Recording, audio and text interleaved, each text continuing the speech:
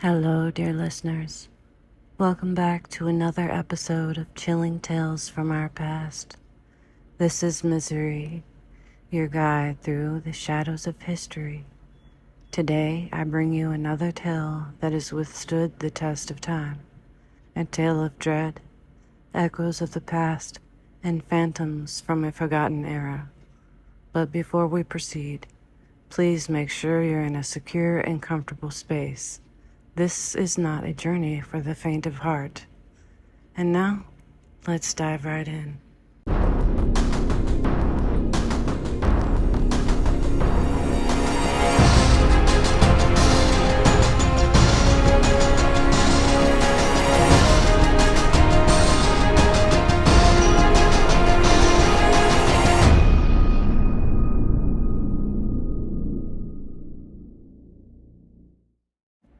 Our story takes us to the hallowed grounds of Virginia, to a place known as Bremo Bluff.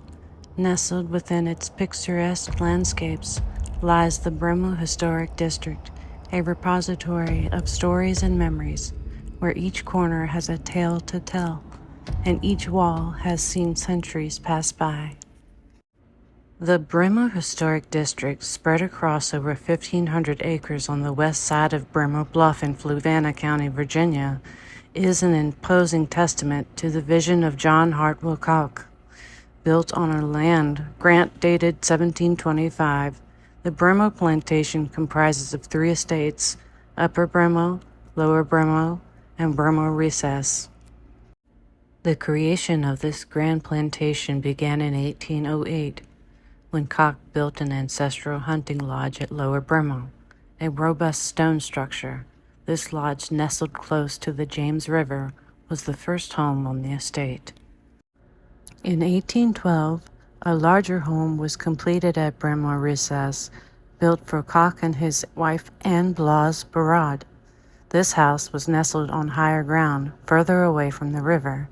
It featured dormer windows, a pointed roof, and eventually came to incorporate elements of Jacobean architecture. During this time, work had already commenced on the Grand Plantation Mansion at Upper Bremo.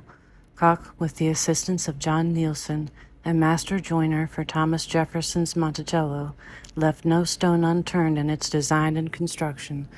This exquisite Neo-Palladian mansion, completed in 1819, was a striking sight along the James River. The mansion's architecture is a marvel in itself. Although the original plans were lost in a fire in 1894, the design of the mansion shows clear influence of the Palladian style used by Thomas Jefferson. The mansion slopes towards the James River, with 1 story high at its northern entrance and 2 stories on the southern side. Distinct elements of Jeffersonian architecture are evident, such as upper windows built at floor level to reduce the visual scale of the structure. The landscaping, too, holds an element of surprise with ha-has, which are dug out of the view from the mansion while serving to keep livestock from wandering into the yard. With its incredible architecture and significance in American history, Bremo Plantation was added to the National Register of Historic Places in 1969 and declared a National Historic Landmark in 1971. But amid all this grandeur and historical significance, a somber tale lingers. Anne, adored by all for her grace and kindness, died in December 1816, barely 4 years after moving into Bremo Recess.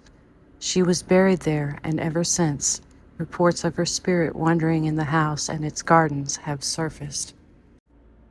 Oh, I've heard the tales since I was a girl. Folks around here say they've seen a woman in white walking in the gardens, often around dusk. They say it's Anne, looking as alive as you and me. The hauntings of Bremo Recess weren't just confined to the plantation's residents or the local community. The house saw some notable guests during the American Civil War. Mary Anna Curtis Lee, the wife of Confederate General Robert E. Lee, stayed here as a guest of the Coke family. 80 miles from her home in Richmond, Virginia, Bremo offered an escape from the wartime shortages plaguing Richmond. Yet even here, Lee wasn't immune to misfortune. A severe fall from her crutches on the finely polished floor worsened her health. Despite the war raging around them, the Koch family showed her every possible comfort.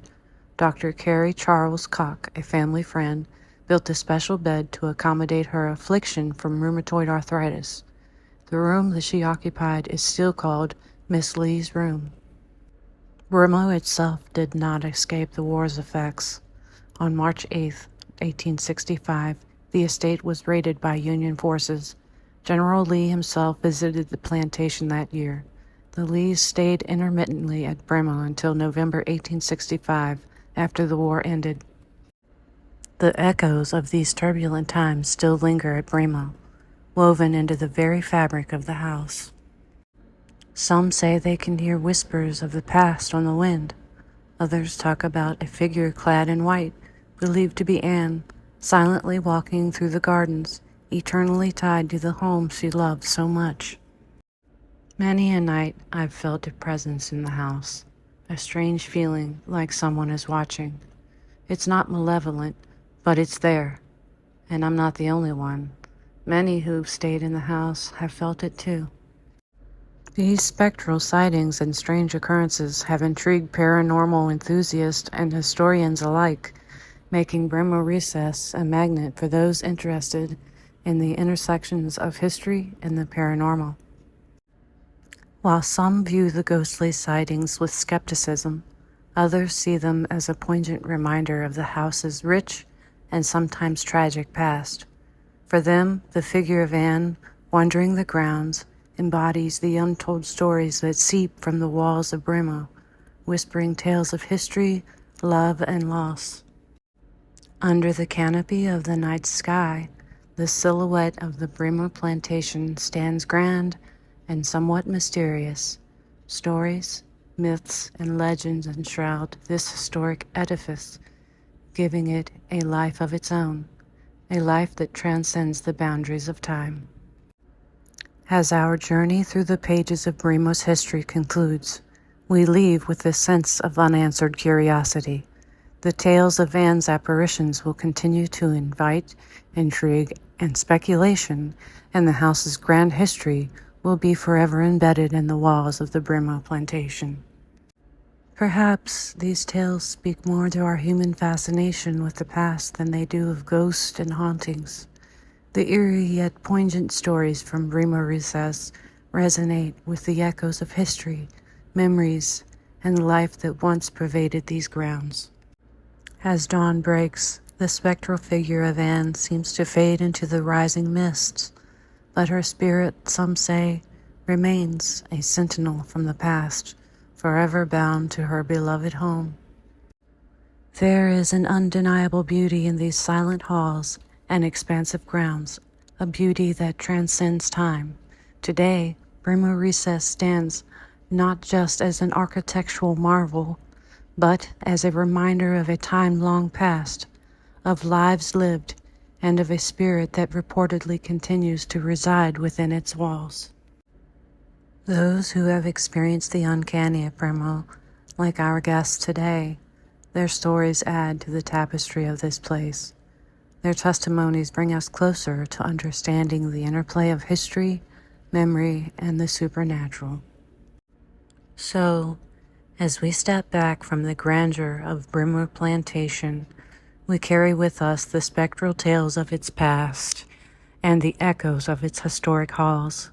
It's an eerie tale from an age gone by, a testament to how places hold onto their stories, their triumphs, and their tragedies. Thank you for joining us on this journey through Bremo Plantation. This is Missouri, reminding you that sometimes the past is closer than we think. Until next time, remember everyone and every place has a story to tell. Have a good day, keep exploring, and stay eerie.